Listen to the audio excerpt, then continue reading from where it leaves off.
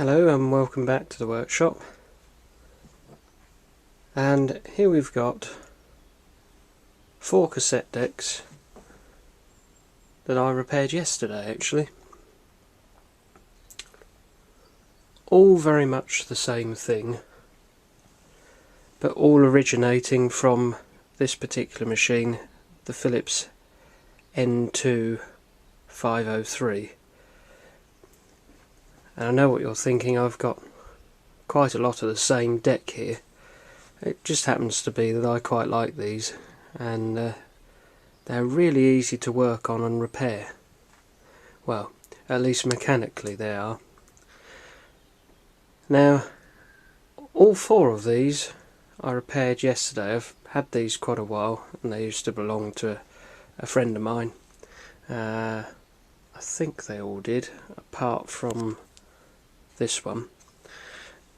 Now, all of these date from the very late 60s, early 70s, and there are 2 faults that happen with these particular decks, and that's the motors wear out and they don't keep a nice steady speed, and the playheads.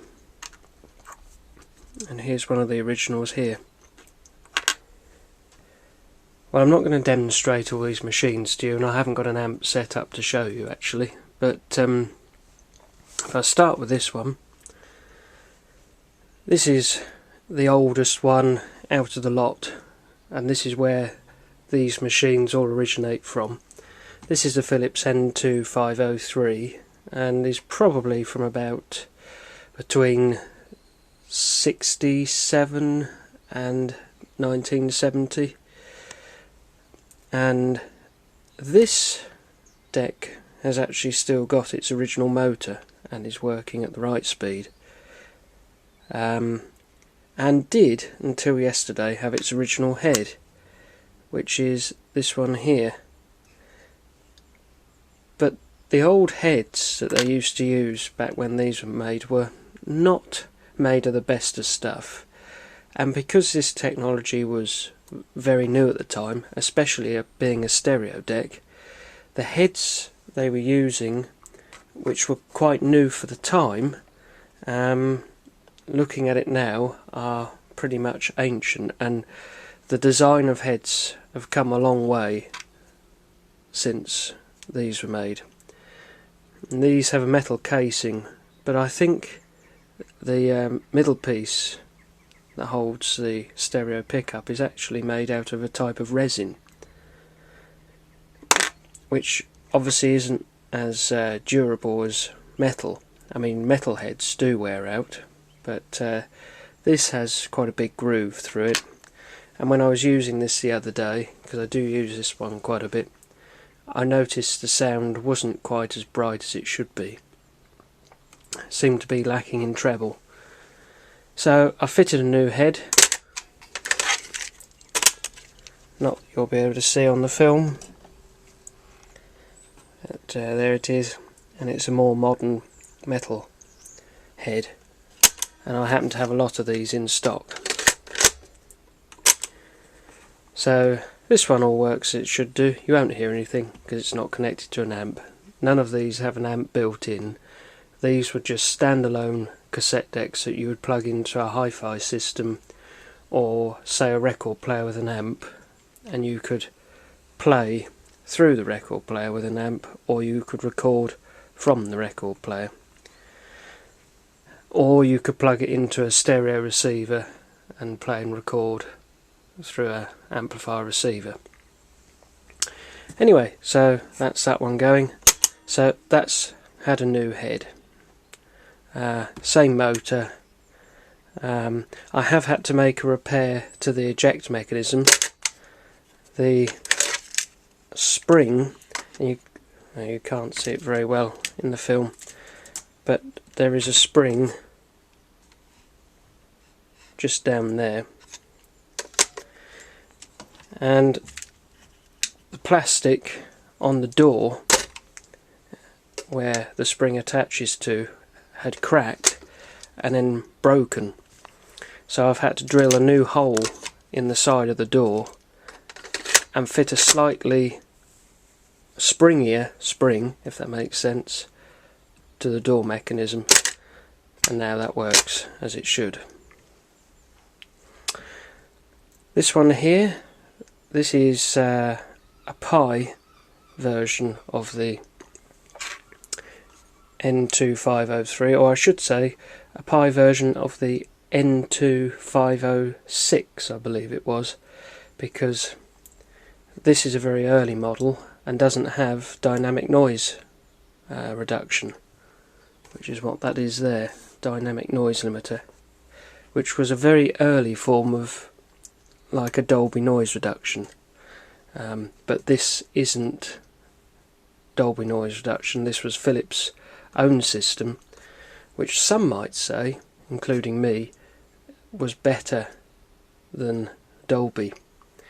You find it reduces much of the hiss on tapes, but doesn't take away the treble, and doesn't increase the bass. So actually this format worked a lot better. Again, this has had a new head. This one was particularly bad, although it's a machine that's not seen a lot of use. I think this head was actually slightly faulty, possibly from new. Maybe that's why it's never seen much use.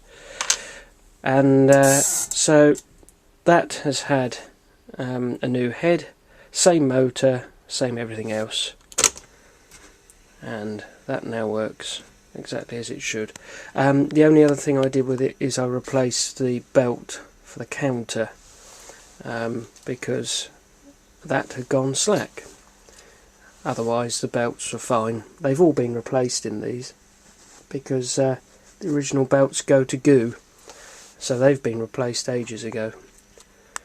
But the belt for the counter was slack and the counter didn't actually move, so it does now. So that's that one all working. Now I've actually thrown the heads away already to these, but this has had a new head, despite this one actually saying long life head. It was actually the same head as this. Couldn't see any difference in it, so why they called it long life head I don't know, but I suppose come to think of it, this was probably new in about 1970, very early 70s possibly, so it has lasted a long time. And this deck has seen a lot of use. It's a little bit on the battered side, but still works, same motor. And this has also got a new head. Nothing else done to it. This was a bit more advanced. This has an automatic tape type selector here. See, when you have a tape in it that's got the knockout for the chrome, this shows up as blue. It's not actually lit, it's not supposed to be either.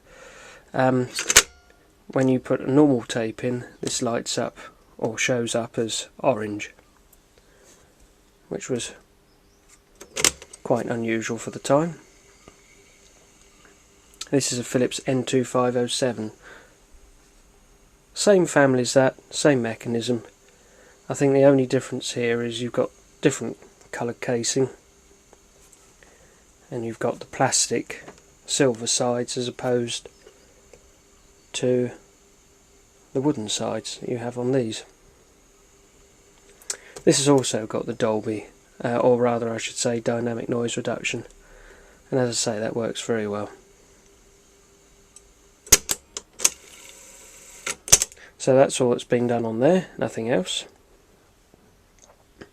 This has in the past had a new power switch fitted, not by me, but I think by River. That's not an original power switch in there.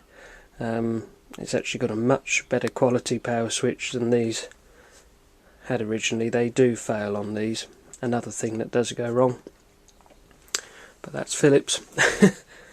And here we have another Pi deck, which is the same as this Pi 9145 deck. but you'll notice this one looks a bit different. And this has also had a head transplant, but also a motor transplant. And this was originally going to be broken up for parts, this particular deck, as it was a bit tatty, and the wooden sides I pinched off of it for another machine. It was for one of those belonging to a friend of mine, and the side panels, the wooden side panels on his, were in a dreadful state. They were all bashed up and falling to bits and looked in a bit of a state, so I pinched them off of that and put them on his version of that. So this was going to be broken up for spares, as I say, because I thought there was something wrong with the speed control module. Well, the original motor was no good, and it was clear to see it was no good. It was rattly, it was worn out. I then tried another motor, and that did the exact same thing. So I then thought it was the speed control. It wasn't. That motor was also dead, and I made up a motor out of a scrap motor, and it worked. So, excuse me. So therefore, I knew this deck wasn't scrap, and it could be made to go again. So I did that, put a new head in it, and away it went. The sides I've made to fit. These are plastic sides. And these came off a completely different deck altogether. Actually came off of a Pi 9148 machine, I think. Just having a look. Yeah, 9148 machine. There's some of it down there. But this is going to be recased once I've changed the belts. So the casing is going to be scrapped. So I've used the side panels from that on this and made these black inserts because they were missing, and hopefully you'll agree, I think it looks quite smart. You can see they're raised up compared to the rest of it, but I thought it looked quite smart.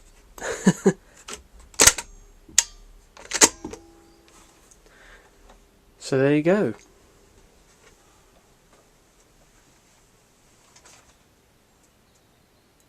4 cassette decks repaired in one day yesterday.